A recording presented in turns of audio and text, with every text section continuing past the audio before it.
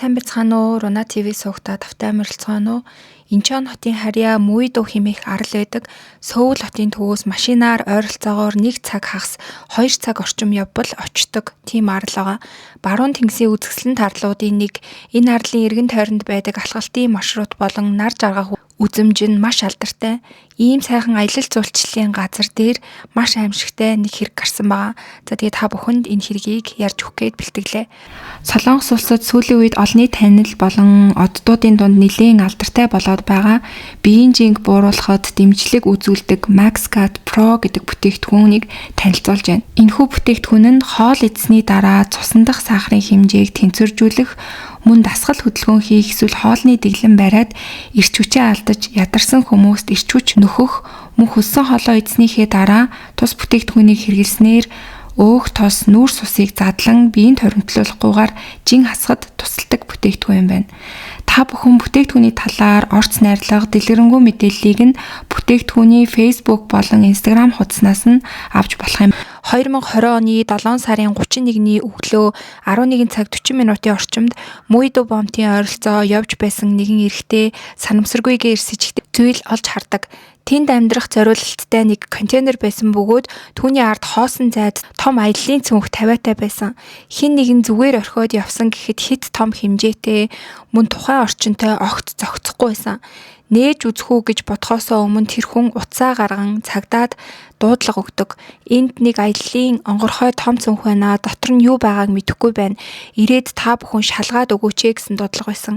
Хэдийгээр зүгээр өнгөрч болох байсан ч гэсэн тэр иргэний хурдан мэдээлсний ачаар аяллаа цүнх доторх зүйл ил болсон байгаа. Тэр хүний сэжиглсэн зүйлч гэсэн үнэн байж таарсан. Цагдаа нар ирж аяллаа цүнхийг нээхэд тэнд байсан хүмүүс бүгдээрээ цочирдсон. Дотор нь зөвхөн дотор хувцастай залуу эрэгтэй хүний цогцос гарч ирдэг. Тухайн үед 7 дугаар сарын сүүл зуны халуун үе байсан. Хэдий удаан хугацаанд тэнд байсан нь тодорхойгүй ч халуун цаг агаарт задрал хурдан явагдах магадлал өндөр. Гэвч цогцос тийм ч их муудаагүй байсан. Тэгэхээр энэ нь нас бараад удаагүй байна гэсэн үг аа. Тэгвэл хохирогч юм байсан бэ? Ойролцоо хүмүүсийн мэдээллээр таних зүйл олдоогүй ч цогцос маш их гэмтээгүй байсан тул цагдаа нар удалгүй хэн болохыг нь тогтоож чадсан. Тэр 22 настай залуу бөгөөд оршин суух хаяг нь Инчон биш Сөүл хот байсан. Цогцсны байдлыг харахад хохирогч ямар их зовлон амссныг харуулж байсан. Нүүр, цээж, хэвлий, гар, доод бие зэрэг бүх хэсэгт нь зодуурын тод улмөр байсан. Үүнийг хараад цагдаа нар түүнийг өөр газар зодож амь насыг нь хөнөөсний дараа Муйдуу арал дээр авчирч хайсан бахаа гэж үздэгэдэг. Мөрдөн шалгалт 3 чиглэлд төвлөрдөг. Нэгдүгээрт үхлийн яг шалтгааныг нь тогтоохын тулд цогцсыг шүүх шинжилгээнд явуулсан. Хоёрдугаарт хэрэг гарсан газрын ойролцоох бүх CCTV-ний бичлэгийг цуглуулж шинжилсэн. Гуравдугаарт хохирогчийн ойр дотны хүмүүсээс мэдээлэл цуглуулдаг. Шүүх шинжилгээний урьдчилсан дүгнэлтээр хохирогчийн толгойд гадны нөлөөллөөс үүдэлтэй цус алдалт байсан. Гэхдээ заавал хүчтэй цохилтоос болсон гэж шууд дүгнэж болохгүй, өөрөө унаж гэмтсэн байх магадлалтай ч үүсэхгүй байсан. Гэвч бүх биеэр нь зодуур авсан цогцсыг аяллаа цүнхэнд хийж хайсан зэрэг нөхцөл байдлыг харгалзан цагдаа нар үүнийг аллах гэж үздэг. Удалгүй 2 сэжигтэн ч илэрсэн. Тэд 23 настай Хэ болон 22 настай Б нэртэй залуус байсан. Тэд хохирогчтой ойр дотны харилцаатай хүмүүс байсан. Гэхдээ зүгээр танил гэдгээр нь сэжиглээгүй 7 сарын 29-ноос хойш тэдэнтэй холбоо барих гэхэд холбоо тасарсан гэдгийг бол хүмүүс ярьж исэн. Цагдаа нар холбогдох гэж оролцсон ч утас нь унтраастай байсан. CCTV-ний бичлэгийг шалгаж үзэхэд бол 7 сарын 31-ний үүрээр том аяллаа цүнх чирч авсан 2 эрэгтэй бичигдсэн байсан. Цагдаа нар тэднийг шууд сэжигтнүүд гэж үздэг. Тэднийг эрен сурвалжилж эхэлсэн бөгөөд гэр бүлийнхэнтэй цагдаа нарийн та бүхэн рүү хэрвээ хүүхдүүд чинь холбогдох юм бол хэрэгээ хүлээхийг ятгах өгөөрэй гэж гуйдаг. Эцэст нь 8 сарын 2-ны орой 2 сэжигтэн өөрсдөө цагдаагийн газарт ирж хэрэгээ хүлээдэг. Тэд 7 дугаар сарын 29-нд өөрсдийн найз болох хохирогчийг зодож амь насыг нь хөнөөсөн бөгөөд аяллаа цүнхэнд хийж хайснаа ч хүлээн зөвшөөрдөг. Тэдний хэлсэн тайлбар нь тэр биднийг муулдаг байсан, мөнгө зээлээд буцааж өгдөггүй байсан. Тиймээс маргаан гарч бид нар хоорондоо зодолцсон.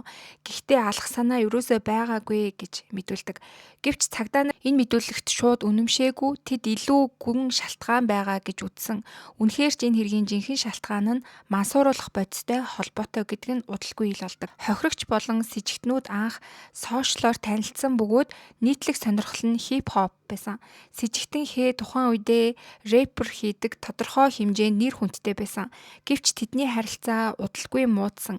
Шалтгаан нь бол фентанил буюу маш хүчтэй өвдөлт намдаах өндөр донтуулах чанартай юм байсан. Тэд энэ нэмийг хууль бусаар хэрэглэж, халааж, ууршуулан хэрэгэлдэг байсан байгаа. Сэжигтэн хээ эмнэлгээс энэ нэмийг авч бусдад зарж мөнгө олж өөрөө ч хэрэгэлдэг байсан байгаа. Энэ нь энгийн хэрэглэнээс илүү ноцтой хууль зөрчсөн үйлдэл байсан гэдэг нь бол ойлгомжтой. Тэгээ түүний эмнэлгээс эм бичүүлж авах давтамж нь бол улам богиносож эхэлсэн. Тэгээ тухайн үед болохоор түүнд эм бичиж өгдөг байсан эмч түүнийг сэжиглэж ийм дахиж бичиж өгөхгүй гэж түнд хэлдэг. Үүнээс болоод тэр маш их сандарсан. Учир нь тэр өөрөө донтоод зогсохгүй энэ нэмийг зарж иж орлого олдог байсан. Хожим өөр эмнэлгээс дахин ийм авч эхэлсэн ч гэсэн мөн яг адилхан эмээ дахин өөр эмнэлгээс авч эхэлсэн нь бол асуудал үүсгэж эхэлдэг. Хохирогч эмнэлэгт ойр ойрхон очиж ийм авч байснаас болж тэр шинэ эмнэлгийнх нь эмч ч гэсэн дахин түүнийг сэжиглэж бүх эмчилгээг зогсоодог. Үүнээс олж с жигтнүүд хохирогчд уурлаж чи ийм олж ирч чадахгүй байна. Өөр газраас заавал ийм олж ир гэх мэтчлэнгээр түүнийг дарамталж эхэлсэн байгаа. Ингээд 2020 оны 7 сарын 29-нд тэд Сөүл хотын нэг оффист уулзцаасан. Энэ газар нь студ нэртэйж үнэндээ тэдний мансууруулах бодис хэрэгэлдэг газар нь байсан. Тэр өдөр тэд олон удаа эм хэрэглэж ухаангүй шахуу болцгоосон байсан. Удалгүй маргаан гарч хоорондоо муудалцж эхлэх үед хохирогч тэдний нэг рүү нь хайч шидсэн. Тэгээ үүнээс олж бол тэдний маргалдаан бүр илүү хурцдаж сэжигтнүүд түүнийг зэрлэгээр зодож эхэлсэн байгаа. Тэд түүнийг скотчоор хүлж хөдөлж чадахгүй болгоод дараа нь төмөр саваагаар толгой нүүр биеийг нь олон цагийн турш зодсон. Тэд бүр энэ байдлыг найз нартайгаа видео дуудлага хийж хүртэл харуулж зургийг нь авч өөрсдийнхөө сошиал дээр нийтэлжсэн байгаа. Гэвч хамгийн харамсалтай нь бичиж байгаа бичлэг болоод видео зургийг харсан ямар ч цагдаад хандаагүй гэдэг нь харамсалтай. Зүгээр л та хоёр болооч болох хэрэгтэй юм шүү л гэж биччихсэн үг гэхээс яг өөртөө ол ерөөсөө цагдаад хандааг байгаа. Эцэст нь хохирогч ухаан алдаж нас орсон. Хэрвээ тэр үед эмнэлэгт хүргэсэн бол амьд үлдэх боломж бол нэлээд байсан. Дараа нь хоёр хэрэгтэн бол эмэндээ мансуураад унтаад өгсөн. Тэгээ өглөө сэрээд хохирогчийг амь насаа алдсан гэдгийг нь мэдэн аяллаа цөөнх найзынхаасаа очиж хулгайлж авчираад цогцыг нь хийн Мүйдүү арал руу авч явсан байгаа. Гэвч тэдний бүх үйлдэл бол бичигдсэн байсан. Ингээд бүх зүйл тодорхой болсон болохоор шүүх хурлуулж шүүхийн шийдвэрээр анхан шатанд бол тэр хоёрт 18 болон 10 жилийн хорих ял оноосон.